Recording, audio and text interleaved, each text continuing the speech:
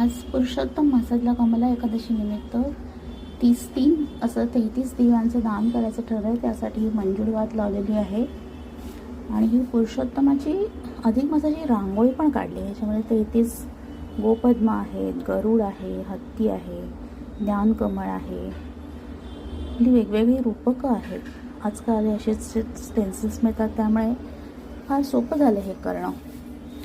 आणि असा हा पुरुषोत्तम मासाचा आजचा एकादशीचं दीपदान झालेलं आहे. आता आरती करायची आणि मग माझ्या आईला ना फार आवडायचं दीपदान करायला.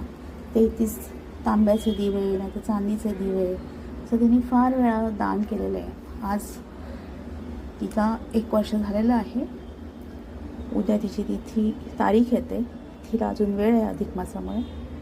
तिच्या स्मरणार्थ हे केलं आहे मी अधिक महिन्याचं दीपदान 30